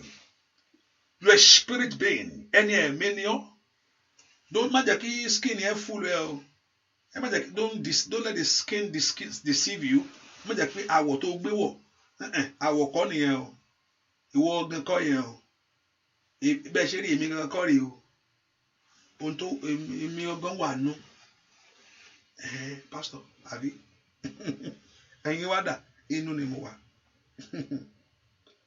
You can't see me, you don't know me. Ọ̀pọ̀lọpọ̀ àwọn ọmọ mi ò mọ̀ mí o, you don't know me. Hallelujah. Ọlọ́run ló mọ̀ èèyàn dáadáa. Because God, Ọlọ́run ò dín pẹ̀lú ojú. Wípé ènìyàn wo ojú ṣùgbọ́n Ọlọ́run wọkàn wò. So Ọlọ́run deal with your spirit mind. God is not dealing with your face or the way you look. Bó ṣe rí, he has nothing to do with that, because he know that is just a temporary. He just ó shield èèyàn sínú yẹn ni. But he look at your spirit mind. Ó work, he communicate with your spirit. So ọ̀tá náà ti mọ̀ dáadáa. Èṣù náà ó ti wà pẹ̀lú Ọlọ́run tipẹ́tipẹ́ náà. So náà ti wà pẹ̀lú. So ó mọ bọ́lọ́run náà ṣe ń rìn gbà. Ó mọ Èṣù mọ ways of God o. Èṣù mọ ó mọ ju ẹ lọ gbà. He knows the ways of God. Mo ta ò mọ̀ to know the ways of God. Mọ̀ náà Ọlọ́run. Ṣùgbọ́n Èṣù mọ̀ dáadáa. Ó mọ̀. He knows. Ó mọ̀ dáadáa. He knows about the ways of God. Ó mọ̀. Àwa. So he knows very well. So when that's why we need to study the ways of God. Báwo ni Ọlọ́run ṣe máa rìn? Because he ṣùmọ̀ dáadáa. So that's why he knows how to cage people. Láti gbárí èèyàn sọnù. Because ó mọ̀ bí Ọlọ́run ṣe ń rìn. So he has been with him. So ó mọ̀ pé Ọlọ́run wọn ṣe nǹkan báyìí. Ọlọ́run máa ń gbà bí ni. So he knows. He has the principle of him. So you are a spirit being inside the body. So, and the things that determine everything around us is the spirit. Ohun ẹ̀mí ló máa ń sọ ohun tó ń yí gbogbo èèyàn ká. Hallelujah. Ohun tó ń ṣe inú ayé èèyàn, ohun ẹ̀mí ni. Èèyàn lè máa sọ, you can be there physically, you can go to the interview physically, but the things of the spirit that will determine bóyá wọ́n á fún ẹ ń ṣẹ́yìn àbí wọ́n ní fún ọ. Certificate ò bá gùn nàgbànàgbà. Bẹ́ẹ̀ ni. Certificate ò bá nà bẹ́ẹ̀ kò má ta o. Ò bá kà kò má ta. Ò bá ṣiṣẹ́ kò lo agbára ṣe gbogbo ẹ̀. Ohun ẹ̀mí ló determine nǹkan tó ní. Bẹ́ẹ̀ ni. Ẹ porúkọ Jésù. Àní gbogbo tá a fi pinlẹ̀ ayé mi o. My 40 foundation. Gbogbo tí a fi pinlẹ̀ ìrìn àjò mi. Pé èpè náà fi sìn ọ́ jáde ni o. Pé bó ṣe ń lọ yẹn fílẹ̀ o. Ẹ̀wẹ̀ ó dàbọ̀ ọmọ àǹtí ẹ má fi wẹ́ má gbàgbé wa o. Ọwọ́ mi là ń jù. Hallelujah. Ọwọ́ gbà mí ẹlòmíì tó lọ́run bá ṣe lójú wa. Ẹni tó jókòó tiẹ̀ wá sá lẹ́gbẹ̀ẹ́. Ẹni rè. Gbàdúrà kọ́ lọ́run ṣe lójú gbà mí. That God should open your eyes. Ẹlòmíì tó rí ẹ. Ọkọ̀ rí ni kò ń ṣe òun o. Nǹkan ń bẹ́nu rẹ̀. Bẹ́ẹ̀ ni Ọlọ́run kò fún ẹ. And everybody wants, every child of God must able to walk, to able to design. You must every tó bá ti ní Ọlọ́run kò fún ẹ designing spirit. Every child of God must have it. Ẹ̀bùn tí Ọlọ́run fẹ́ fún gbogbo èèyàn ni. Ẹ̀bùn tí Ọlọ́run láti fún gbogbo èèyàn nìyẹn. You must have. Kó wo èèyàn báyìí kó ti mẹ́ni tó jẹ́. Ó possible. Possible now. You can look at people I know. Ẹlòmíì kan máa sọ àkọ́dàkẹ́ náà ni. Hallelujah. Ìyẹn gbẹ́ kó dé pé ẹ̀mí jẹ́ bóyá nǹkan tó lọ́wọ́ fi fún ẹlòmíì ni pé torí pé a máa sá. àǹtí yẹn ẹ má dá lóhùn ohun tó lọ́n fi hàn mí ń pa ẹ̀ ó lágbára gan o ò sì lè gbẹ́nu dákẹ́ ọ̀pọ̀lọpọ̀ ò ní gbẹ́nu dákẹ́ nípa tó lọ́n bá fi nǹkan hàn mo rí nǹkan mo rí kí ló rí mo rí nǹkan ni gbogbo yẹn ló àǹtí yẹn gbà tó lù wá fi hàn mí ẹni tó jẹ́ kò ń ṣèyàn o ọlọ́run àṣẹ pé mo dẹ̀ ní kó dákẹ́ mo kọ̀ fà àṣírí ẹ lọ́wọ́ ni àti máa wá bọ̀ ló máa sá káàkiri ní bá ṣe mọ́ ọlọ́run dẹ̀ fẹ́ kó ṣe bẹ́ẹ̀ sometimes God wants to show love bẹ́ẹ̀ni wàá rí nǹkan wàá mójú kó bẹ́ẹ̀ mi gbọ́dọ̀ bá ṣe ẹlẹ́mìí burúkú ni o ọlọ́run ní kó sá fún àmọ́ sá fún wọn ni bàtọ́ lọ́run fi gbogbo tó fi àṣírí ẹ̀hàn mi báyìí ó lágbára ọlọ́run sì fi hàn ọ́ lásán ní kò kọ̀ mọ́ ní kò mọ́ láti kíyè sára ẹlòmíì túlẹ̀ nù tó bá ṣọ́ra gan-an tẹ́ni ẹgbẹ́ a ti mọ irú yín náà irú èmi báwo ẹjọ́ ẹkú gbẹ́nu dákẹ́ kọ́ ẹ kó dákẹ́ a ti mọ irú yín náà olúwa ti fàṣírí ẹ̀ hàn mí olúwa ti fàṣírí ẹ̀ hàn mí ẹ sọ kí ni àṣírí mi o ẹlẹ́mìí ní ọ̀tọ̀ ẹ kó dákẹ́ kó ra gbé jẹ kó gbójú kúrò ẹ káàsán ẹ pẹ̀lẹ́. And the Bible told us David tread carefully with Saul. Carefully with Saul. Òun Dáfídì fi borí Sọ́ọ̀lù. He tread carefully with Saul. Ọ̀pọ̀lọpọ̀ ogun tẹ̀ ní kí ẹ máa gbéjà kó lójú ni. Máa gbéjà kò sí nǹkan tó ṣe kò sí ní nǹkan kan nù. Kò sí nǹkan tó ṣe máa fẹnu gbára mi lẹ̀. Ó yá gbẹ́nu rẹ pamọ́ wọ́n bá gbá ẹnu rẹ. Máa fẹ́ mi lè jà ṣùgbọ́n mo lẹ́nu ẹnu rẹ náà ní kó bọ̀ láti jọ yìí ṣùgbọ́n mo lẹ́nu ẹnu rẹ hallelujah wisdom so ọlọ́run fẹ́ every one of God must walk in discerning spirit you must have it ẹ̀bùn tọ́lọ́run fẹ́ fún ọ ni you must walk in that spirit you may be able to see the things going this way I know. Hallelujah. And if you want to walk in the gift of God, just obey that little thing that he told you to do. Dake, Kogbo, is going to say more to you. And it starts gradually. I told us the spirit, the gift of God can start with you gradually. Gradually. Ẹ̀bùn ẹ̀mí, ó lè máa wà lẹ́ẹ̀kan náà gbà. Kó lajúlẹ̀ kó máa rí nǹkan. Ó lè máa rí bẹ́ẹ̀. It will come gradually. As you obey little things, you begin to grow. And you begin to pray, you begin to grow. And you begin to pray, you begin to grow. Hallelujah. That's how God works. Bọ́lá ṣe máa ń ṣe ni. Àní fún orúkọ Jésù dáadáa, mo ní ẹ̀mí ni ọ́. Ohun ẹ̀mí ló sì dá mi ayé rẹ̀. Ẹni ẹ̀mí ni ọ́. You are spirit being. Ohun ẹ̀mí ló sì dá mi ayé rẹ̀. Ẹlòmíì tí ò ṣeré kò nítorí pé kò fi ipá sí ni. Ó ń fi ipá sí ipá rẹ̀ ò tó nẹ̀. It's not that you don't kò yẹ pé o kàwé. It's not that you are not fine kí ló wá ṣe mí báyìí mo ṣe wá rí fine náà ohun ẹ̀mí ní òjò ṣẹlẹ̀ báwo mo ṣe wá rí gbogbo èèyàn tó ń kọ́ṣà ayé tì mí ẹ̀mí ìkórira ló wà ẹ porúkọ Jésù ohun tí a fi pínlẹ̀ ayé mi o every 40 foundation ohun tí a fi pínlẹ̀ ayé àwọn ọmọ mi gbogbo ẹ̀yọ́ gbọ́rọ̀ orúkọ ẹ ṣàtúnṣe ẹ ọ̀rọ̀ èpè tó jáde ìkàtàlì àbò sàdí àbò kàfà lìyẹ́yà ọ̀rọ̀ èpè ló jáde sórí Jábésì ìwọ ọmọ ìbànújẹ́ yìí màkàlì àdàsáìdà màtótàlì àgà ó ní ògo ti lọ the glorious depart báwo lọmọ yẹn ṣe bá ṣe rí nígbà tó bí ọmọ tán tí màmá ní ògo ti lọ pé ògo ti lọ ògo ti sọnù that the glorious níbo lọmọ yẹn fẹ́ wọ̀ lọ́lá yí ẹ̀ tí ó wà róhun rere mú ẹ porúkọ Jésù ìwọ ẹni tó ṣẹ̀dá mi o líketekete kàdà ó yẹ bá ń ṣàtúnṣe ẹ dá ògo padà rí kàtó ń bèrè kàdà ẹ dá ògo ayé mi padà restore the glory in Jesus' name we pray. I have 6 minutes and I will share the grace. I'm just for that 6 minutes I'm waiting for those that thought that it's 9 o'clock. for 6 minutes mo fi ń dóde àwọn tẹ́ pé wọ́n rò pé aago mẹ́sàn-án la máa bẹ̀rẹ̀. So please, can you do me a great favor? Can you share it now and let them in? If you have to call in. I told us that today is 8 o'clock, not 6. Hallelujah. 8. So please, can you do that favor for that 6 minutes to call somebody in? Láti gbàdúrà. Mi àdúrà àdúrà ń gbà. Fẹ́ni gbàdúrà. Bàbá mi mọ́ jọ̀wọ́ gbọ́ àdúrà mi. Ẹ porúkọ Jésù. Ọlọ́run ṣe ìyanu tí ayé ò rí inú ayé mi o. Father, perform the miracle that people will see. Ọlọ́run ṣe ìyanu tí ayé ò rí inú ayé àwọn ọmọ mi o.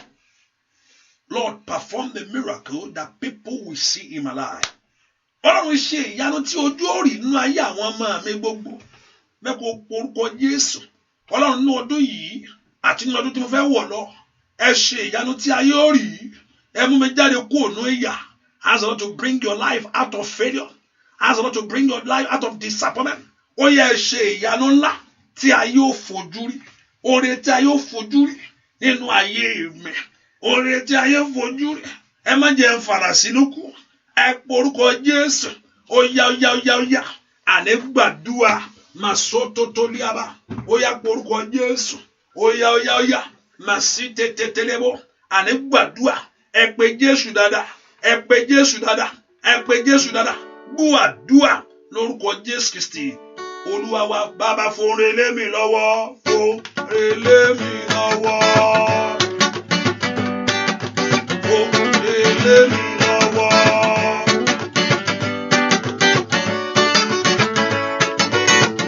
Fòrè lé mi lọ́wọ́. Bàbá fòrè lé mi lọ́wọ́. Bí owó, bí ọmọ, fòrè lé mi lọ́wọ́. Ọkọ tó dára, ó yá fòrè lé mi lọ́wọ́. Àyà tó jìnnà, bàbá fòrè lé mi lọ́wọ́. Bí gbègbè, bàbá fòrè lé mi lọ́wọ́. Bí àyọ̀sẹ̀, bàbá fòrè lé mi lọ́wọ́. Bí ìgbọ́ o, bàbá fòrè lé mi lọ́wọ́. Má jẹ́ kí bàbá mi lọ, bàbá fòrè lé mi lọ́wọ́. Má jẹ́ kùsì, bàbá fòrè lé mi lọ́wọ́. Má jòjú òtì mi o, fòrè lé mi lọ́wọ́. Orílẹ̀-èdè, bàbá fòrè lé mi lọ́wọ́. Ó yá, bàbá fòrè lé mi lọ́wọ́. Lórí ọmọ mi, bàbá fòrè lé mi lọ́wọ́. Ó yá gbàdúrà o, fòrè lé mi lọ́wọ́. Ojú òwúrọ̀ tí ayé mi, fòrè lé mi lọ́wọ́. Ayé òwúrọ̀ gẹ́gẹ́ mi ò, bàbá fòrè lé mi lọ́wọ́.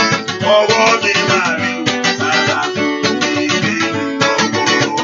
Iṣẹ́ mi máa rí o, bàbá fòrè lé mi lọ́wọ́. Ayé mi máa rí o, bàbá fòrè lé mi lọ́wọ́. Ó yá, bàbá fòrè lé mi lọ́wọ́. Fòrè lé mi lọ́wọ́, fòrè lé mi lọ́wọ́. Màmá gbàdúrà o, bàbá fòrè lé mi lọ́wọ́. Ayé mi máa rí o, bàbá fòrè lé mi lọ́wọ́. Iṣẹ́ mi máa rí o, bàbá fòrè lé mi lọ́wọ́. Ẹ porúkọ Jésù. Ẹ̀yin ogun ọ̀run, ẹ yànda fún mi. Àní ẹ fàyè gbà mí ní ọdún tí mo fẹ́ wọ̀ lọ yìí. Ẹ fàyè gbà mí nílé tó kù pé tí kọ́dún yẹn parí yìí. Ẹ fàyè gbà yé àwọn ọmọ mi. Ẹ jẹ́ kó orin kó tẹ̀ mí lọ́wọ́.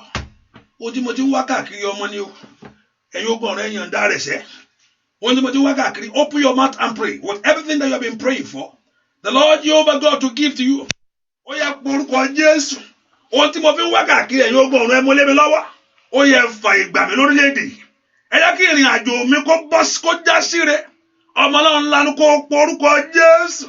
Ẹ jẹ́ kí ìrìn àjò ayé mi já síre. Ẹ jẹ́ kí ìrìn àjò ayé mi já síre. Ẹ mú orin lé mi lọ́wọ́. Ẹ má jòjú ó tì mí. Ó yá orúkọ Jésù. Orúkọ Jésù. Orúkọ Jésù. Ó yẹ mú orin lé mi lọ́wọ́. Ẹ mú ọmọ lé mi lọ́wọ́. Ẹ gbogbo agbára tí ń gbára náà sọ̀rọ̀ lọ́wọ́ mi. Ẹ bá ń ṣẹ́gun ẹ̀ lónìí. Ní orúkọ Jésù. Ohun tó ń gba ọrẹ sọ̀rọ̀ lọ́wọ́ rẹ̀. Olúwa kó ṣẹ́gun rẹ̀ lónìí.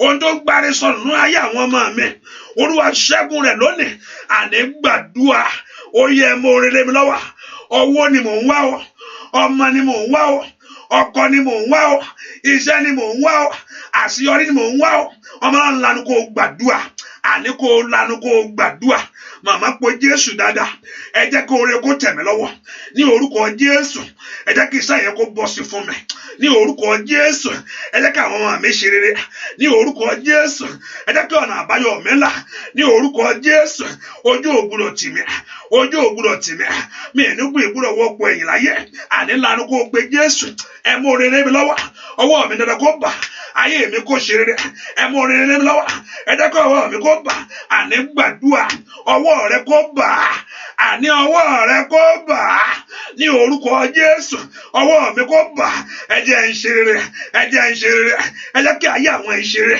gbàdúrà lórúkọ Jésù Kristi Olúwa wa ìwọ tó wà ní àdúrà ìgbé ọwọ́ ní orí rẹ lónìí mo pa ní àṣẹ gbogbo ọwọ́ tá a gbé ní ọ lórí tí ò jẹ́ ó ṣeré tí ò jẹ́ ó ga gbogbo ọwọ́ ọ̀tá lórí rẹ lónìí gbogbo ọwọ́ tó mú ọ̀rọ̀ èpè wá gbogbo ọwọ́ tó dá ọ dúró tó dá ọ gúnlẹ̀ gbogbo ọwọ́ tí ò fẹ́ kó rí i ga gbogbo ọwọ́ kan tó ń bá ayé rẹ rìn àjò gbogbo ọwọ́ kan tí ò jẹ́ kó oore kó tẹ̀ ọ́ lọ́wọ́ èmi panu àṣẹ Ọlọ́run alààyè ọba tó rán mi níṣẹ́ o ní orúkọ Jésù gbogbo ọwọ́ kan lórí ayé àwọn èèyàn yìí ọwọ́ tí ojú ò rí tí ń ṣiṣẹ́ rírí ẹ o ọwọ́ tí ojú ò rí ọwọ́ ò rí yẹn ọwọ́ ò rí ṣùgbọ́n ó ń ṣiṣẹ́ rírí ó mú àmúbọ́ wá ó mú àṣetì wá ó mú ìtìjú wá ó ń ṣiṣẹ́ rírí ọwọ́ tó wọnú ayé ọwọ́ tí èèyàn ò rí èyí tí ń ṣiṣẹ́ rírí ohun tó mọ̀ mi ì dẹ̀ wọ́n fún mi ń ṣẹ́ yẹn nà mi ì tí ì rọ́ ọmọ bí láti jọ́ yìí mi ì tí ì rọ́kọ gbogbo níbàjọ́ tó máa ìjákulẹ̀ ní kò sí pé àǹtí kò sí àǹtí mi kankan kò sí bùrọ̀dá mi kankan àǹkà tálíà bó sàtálíà mọ̀ ó lè akáǹfilẹ̀ kó sòtó blẹ̀kẹ́dẹ́ àǹdẹ̀rẹ̀ bò kó pákà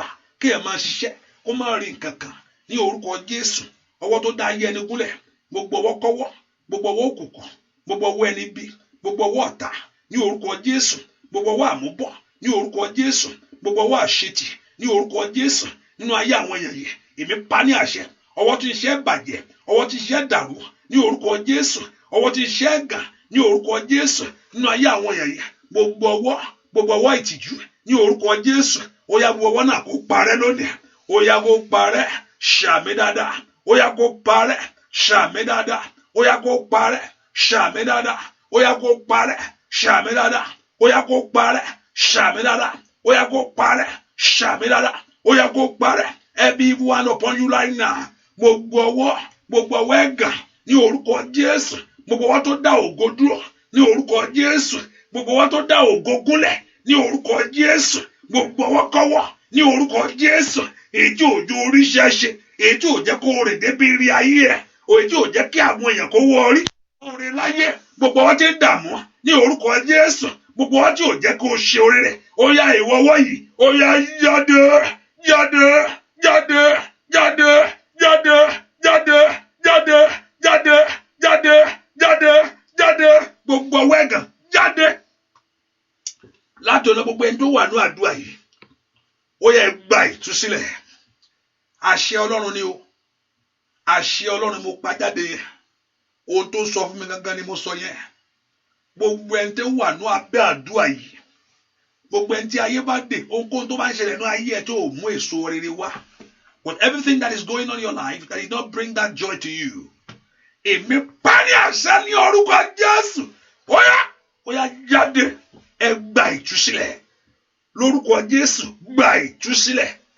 lábẹ́ ìdèkídè ní ohun Olúwa mo sọ fún ọ yẹn ayé ò gbúdọ̀ kọ́ ohun Olúwa ni o ohun Olúwa mo pè jáde yẹn ohun Olúwa mo pè jáde ayé ò gbúdọ̀ kọ́ ayé ò gbúdọ̀ kọ́ oríire ò gbúdọ̀ kọ́ ayé ọmọ rẹ ò gbúdọ̀ kọ́ ayé ọkọ rẹ ò gbúdọ̀ kọ́ lẹ́nu iṣẹ́ yẹn ayé ò gbúdọ̀ kọ́ lórílẹ̀-èdè yẹn ayé ò gbúdọ̀ kọ́ ohun Olúwa ni ohun Olúwa ni ohun Olúwa ni ní orúkọ Jésù lábẹ́ ìdèkídè tí gbogbo yín wà lábẹ́ ìdèkídè tí ayé ẹni bá wà ìyá àdàkàkóṣà mẹ́ẹ̀ẹ́lì kí bùrọ̀dàgàbà torí pé ó wọnú àdúrà yìí ayé ẹ kó gbóhùn Olúwa ní orúkọ Jésù kó gbúdọ̀ kọ́ ó yá gba ìtúsílẹ̀ ní orúkọ Jésù ni ai makalia abakafaya mekoli abokapiru saira ní orúkọ Jésù ni àní ní orúkọ Jésù ti Kristiánítì ni ní orúkọ Jésù àní ní orúkọ Jésù ti Násárẹ́tì bokatalia bokafa in the name of Jesus Christ of Nazareth. Jésù tó fi ẹ̀jẹ̀ rà ètò tẹ ẹ̀jẹ̀ rẹ̀ sílẹ̀ ètò kú nítorí ayé àwọn èèyàn yìí ètò ní kó lọ fún ọ ní òmìnira gbogbo ẹ̀ tó wà lábẹ́ ìdè ogun ìdílé ni abẹ́ ìdè ọ̀tá ni àìrọ́mọbí ni ní orúkọ Jésù àní gbọ́ ohùn Olúwa ní orúkọ Jésù àní gbọ́ ohùn Olúwa ní orúkọ Jésù. Olúwa ní kí n sọ fún ẹ pé ní orúkọ Jésù ayé yìí kó gba ìtúsílẹ̀ ṣàmì dáadáa àmín ní orúkọ Jésù àní ní orúkọ Jésù gbogbo ẹni tó wà ní abẹ́ ohùn mi yìí Olúwa ní kí n sọ fún gbogbo yín pé ní orúkọ Jésù ó yẹ gba ìtúsílẹ̀ aṣọ ìyàkókò lára rẹ̀ every cloth of shame aṣọ ìyàkókò lára rẹ̀ aṣọ ẹ̀gànkókò lára rẹ̀ ní orúkọ Jésù ayé ẹ kó gbóhùn yìí ní orúkọ Jésù kó rí ìyanu inú rẹ kó gbóhùn yìí kó rọmọ gbẹjọ ọwọ́ rẹ kó gbóhùn yìí ní orúkọ Jésù kó rọrẹ mú ándàlì àkàpàkàtà ẹsẹ̀ rẹ kó gbóhùn yìí kó bẹ̀rẹ̀ sí ìlọbìrẹ bẹ́ẹ̀ ni ó sì rí ohunkóhun tó yàtọ̀ sóhun yìí ní orúkọ Jésù ní ayé kó dákẹ́ kó má ṣe gbọmọ Jésù Kristi Olúwa wa àmín àmín àmín àmín lórúkọ Jésù hallelujah praise the Lord.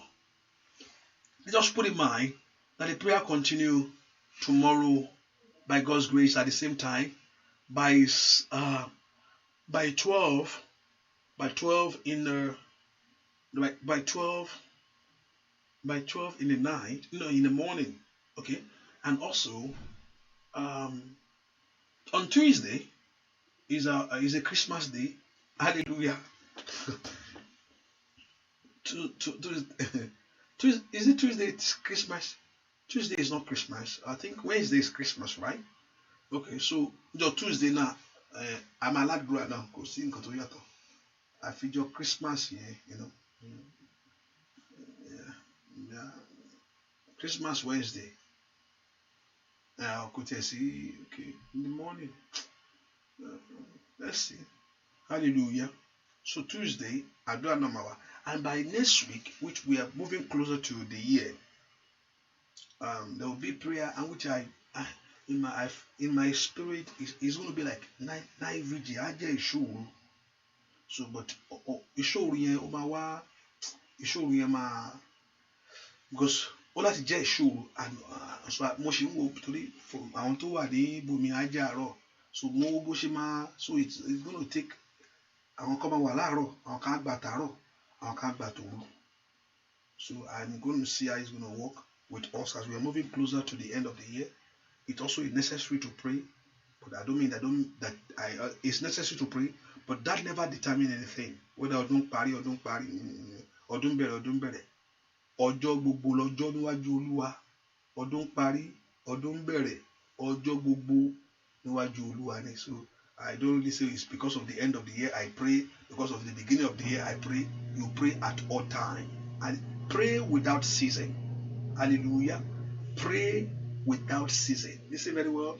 Kò sẹ́ni tó di alágbára, kò sẹ́ni tó rí ìran, kò sẹ́ni tó gbóhùn, kò sẹ́ni tó rìn tó láì gbàdúrà ní ìrí o. Babalọ́lá gbàdúrà ni o. Elijah bí o pé Elijah like us, a man like us. But here Elijah gbàdúrà ó gbé orí sábẹ́ ó dẹ̀ bẹ̀ sí gbàdúrà. So mi ọ̀lẹ́lẹ̀ tó máa ní kó má gbàdúrà o. But pray with wisdom. Gbàdúrà pẹ̀lú òye. I don't see that at all. But pray with wisdom and pray with understanding. And also believe when you pray, you take a step of faith. You take a step of faith. And tó ń wáṣẹ́ iṣẹ́ Olúwa. Ọlọ́run wà rán yàn wá bẹ́ẹ̀ lé o. Ṣùgbọ́n wà á jáde wà á fọ̀rọ̀ ẹ lọ. Bẹ́ẹ̀ ni tọ́lọ́ bá dẹ̀ ní kó dákẹ́. ìwọ tó wọkọ̀ ṣojú dáadáa kó náà kó kojú rẹ gún régé pẹpẹ àǹtí ẹnu pọmọlá díẹ̀ ẹ túra ṣe hallelujah look good sọ̀rọ̀ dáadáa kọ́nà àǹtí ẹwọ́n ní kó fojú mọ́ wọn mọ́lẹ̀ kó wọn náà rẹ́rìn kó smile kí ni ó dùn gbogbo nǹkan tó ń ṣiṣẹ́ nù ojú àti yẹn le ojú brọ́dà yẹn le ojú ẹ̀ ṣàmà ojú ẹ̀ kòkòkò lókè ni ẹ gbójúlẹ̀ ẹ̀dẹ̀ ẹ gbójúlẹ̀ hallelujah nǹkan tó ń ṣiṣẹ́ nù àwọn wọlẹ́jọ́ wà ní kàtígórì náà ìṣẹ́gbẹ́ náà tí yẹn bá ti ń jáde kò lè wọ́ọ̀kì yẹn ò bá gbàdúrà jù bẹ́ẹ̀ lọ kò lè wọ́ọ̀kì ohun tó máa ṣiṣẹ́ ni pé when you walk in as you pray you take a step ìwọ tó ń wọ ọmọ náà go to the doctor ẹni tó ń wọ ọmọ go to the doctor I encourage that go to the doctor lọ bá doctor kí ni mo lè ṣe náà technology ó ti wà ọlọ́nà ló máa ṣe technology lè ràn yàn lọ́wọ́ ọlọ́nà ló máa báyàn ṣe èèyàn bá ṣe kò bá ṣe jù bẹ́ẹ̀ lọ pẹ̀lú àdúrà so ohun tó àdúrà máa ṣe ni pé it will enhance your step ohun tó àdúrà máa ṣe ni pé it will enhance what you are doing ajẹ́ kó wá dà kó amú olùdènà kúrò àwọn ajẹ́ kó bọ̀ sí ohun tó àdúrà máa ń ṣe nìyẹn but you take a step ẹni tó wáwé ìgbèlú má wọrí má lọ apply lọ sọ́dọ̀ lọ́ọ̀yà kí ni mo lè ṣe lọ́ọ̀yà kí ni mo lè ṣe tẹ́ pé kí ni àfi bọ́ sí lọ́ọ̀ wo la lè lò fún mi tó máa fi work you take a step nìyẹn bọ́lá ṣe máa ọlọ́run pẹ̀lú àdúrà gbogbo ìṣe yẹn á máa bọ́ sí I believe in prayer as anything I believe in prayer pé àdúrà ló ń ṣe èèyàn bá máa ṣe ẹlòmíì ọgbọ̀n ọ̀tá fún ṣe díẹ̀ á dànù lọ́jọ́ wájú ohun tá àdúrà máa ń ṣe nìyẹn ẹlòmíì lè máa bọ́ sí kò gbàdúrà nǹkan lè máa bọ́ sí fún bàtí Sátánì tó máa fún ní káfà ẹni tó ní kò gbàdúrà bíbélì tó ní kéèyàn gbàdúrà ó mọ nǹkan téèyàn sọ ẹ máa gbàdúrà láì sinmi láì sàárẹ̀ ó ní ọ̀pọ̀ àǹfààní là ń sọnù torí pé àfi ohun gbogbo ó ní commit your way to the Lord commit your way how do you commit your way talk to God prayer mean talk to God òyìn lè ju orí o lè ju you are talking o lè dákẹ́ you are talking o lè gbà inú you are talking it can be anything. The Bible told us pray all kind of prayers so àdúrà ló máa ń ràn yàn lọ́wọ́ and the Lord Jehovah God will help us in Jesus' name so lágbó Ọlọ́run we're going to see how it's going to work as we are getting closer to the end of the year so ó bá pé àwọn kan máa ṣe òru àṣàárọ̀ so bóyá lóru ajé àárọ̀ tí tó bá jẹ́ òru ajé samin ẹ̀yin ará London ẹ máa jí lóru rẹ̀ pé mi ní máì kí n wá ní alẹ́ so á wá jẹ́ òru tí ajé òru tí so gbà tó bá jẹ́ àárọ̀ tiwa we see how it's going to work out let's see how it's going to work out praise the Lord and the Lord Jehovah God will bless us and also the Lord will bless you. Let us support the work of God. Let us be a blessing. Hallelujah. Praise the Lord. As also the Christmas is coming. Hallelujah. Praise the Lord. Be a blessing. The Lord Jehovah God will help you. And the Lord will do something great in your life. Ọlọ́run bá mi ṣe ayé àwọn and also I pray for everyone. Gbogbo àwọn tó ń iṣẹ́ yìí lọ́wọ́. Ọlọ́run Ísírẹ́lì iṣẹ́ rẹ̀ o. Ọlọ́run Ísírẹ́lì iṣẹ́ rẹ̀ ní gbogbo ọ̀nà Ọlọ́run iṣẹ́ rẹ̀ o ó yá ó ran iṣẹ́ tiwọn náà lọ́wọ́ Ọlọ́run iṣẹ́ rẹ̀ gbogbo àwọn tó ran iṣẹ́ yìí lọ́wọ́ Olúwa ran iṣẹ́ tiwọn náà lọ́wọ́ Olúwa ran ilé wọn náà lọ́wọ́ gbogbo wọn pátápátá àtàwọn tó ń gbàdúrà náà kan pé ó máa wù mí o lórúkọ Jésù ohun rere tó wù ọ́ agbára láti máa ṣe kọ́lọ́run kó fún ọ ohun rere wù mí agbára tó máa fi ṣe kọ́lọ́run kó fún ọ bẹ́ẹ̀ ni ó sì rí Jésù Olúwa wa àmín oore ọ̀fẹ́ Jésù ló wá ìfẹ́ mọ́ ti Ọlọ́run ìdàpọ̀ tẹ̀ mọ́ àdúrà rẹ ti gbà wàá padà pẹ̀lú ọpẹ́ o in the name of Jesus in Jesus' name we pray and if you have a testimony if you want to share let me know hallelujah if you want to share it live if you want to tell me hallelujah just let us know what God is doing in your life that will bring encouragement to others and to the work of God. So share your testimony. Say we overcome with our testimony. So just let me know if you want to share, let people know, to encourage others with what God has done for you. And also, if you want me to share it with you, hallelujah, just come share your testimony. Lord Jehovah, God bless you. God bless you. Bye bye. See you on tomorrow in the morning. God bless you. Bye bye.